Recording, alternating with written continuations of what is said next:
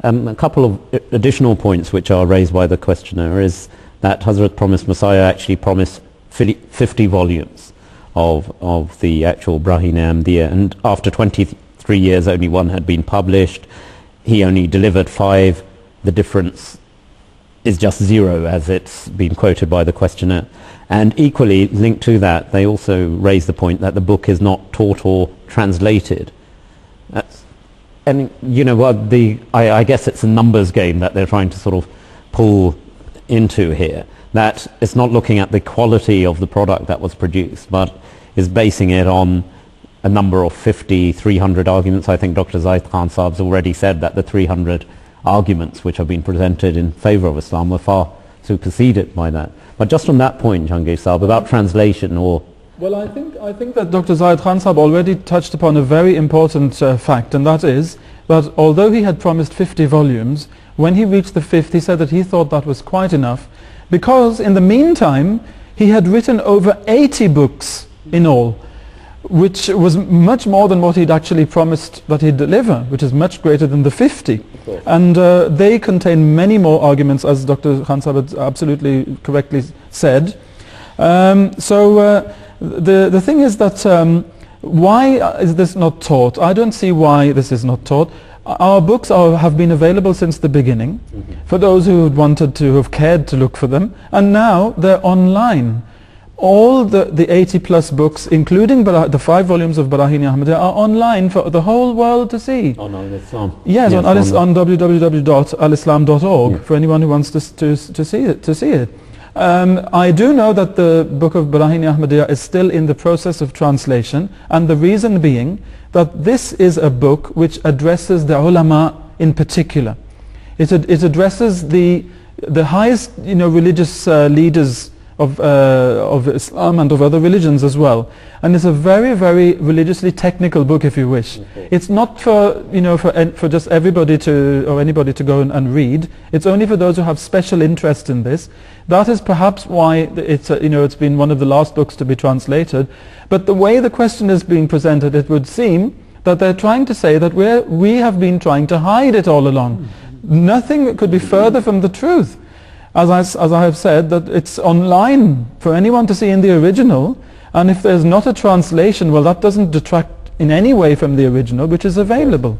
There are so many books which have not, many nations on earth could say that, oh, the Quran hasn't been translated into our language yet, so maybe the Muslims are hiding it from us, but we know that that would be absolutely baseless. It takes time. Look, 1,400 years have passed, and still the Quran hasn't been translated into every language on earth. Even the Bible hasn't.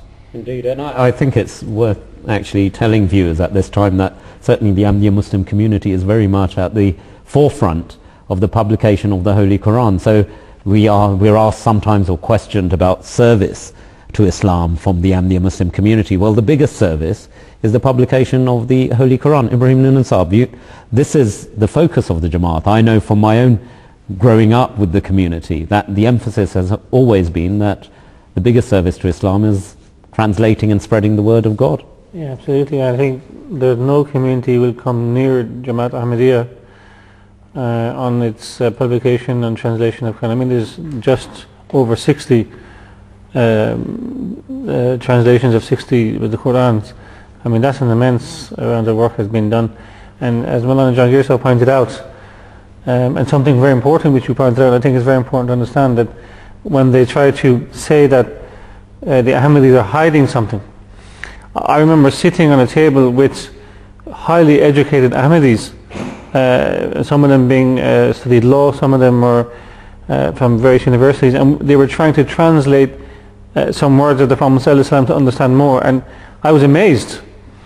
They were struggling. They were struggling, and this shows the high caliber of the words of the Prophet ﷺ, and this is something very important, because you can read some, just as an example as well, there are some books written in English which are high caliber of English language, and you will see people, even everyday person who speaks in the English language, will have to go to a dictionary to find out what that English word means. Indeed. So if you think that, as Jahangir mentioned, that the Baraheene Ahmadiyya is specifically challenging the ulama of at that time about, religious issues. I mean, it's not such an easy thing to do, and that is, if I may put it this way, the ignorance of the non-Ahmadis. They themselves are not acknowledging this fact. So I think it's a very great injustice to make such a claim against the Jamaat. I mean, recently on the issue of Quran, the Jamaat has published the Quranic selected verses of Quran into Gaelic. Now, I gave that to. Well, that's very close to your heart, obviously. Yes, of course, because it's my desire to see is to see the whole Quran from Arabic into Gaelic, and I met one very renowned Gaelic-speaking person in Ireland, in Galway, and I gave it to him as a gift, and he told me that he was absolutely amazed at the excellent work that was being put into that from the Arabic into the Gaelic language, and he said that he's waiting and longing to see the Quran being translated. So I mean, I think this is it's an ongoing process. Yes. We've only been here for just over 100 years. I mean, like I said, some have had 1,400, our other Muslim brethren, and what are they doing? What have they been doing all this time? You know, if anything, this argument would be turned against them with ease, and saying that you haven't been doing much, have you, during all that time? Whereas we're in just over 100, by the sheer grace of Allah, we've been enabled, despite our humble means and our lack of resources, we've managed to do so much, which is more than what they've done in so many, hundreds of years. So it's very, very unjust of them to say that. The baseless allegation about hiding books, not doing translations. I mean, even the Promised Messiah's, all his, books are now going through different translations. I've come across translations, not that I can read it, but in Albanian and other, what I would regard as less widely spoken languages, and the community is sort of very much at the forefront of these translations. Something came to mind. I remember a couple of years ago there was a Christian missionary who lived in India, and he was very fluent in Urdu, both reading and spoken. And I remember he made the same accusation, that I've not been given access to the books of the Prophet. And I just sat there, and all the 85 volumes were sitting behind me. I said, well, there you go. You can start now. I said, I told them that this is a baseless argument you're making. I said, I've never heard such an argument. You can go into any of our centres, our books are there, you can go in and read them. And as John Gear said, now it's online. It's a baseless argument, there's no foundation for it.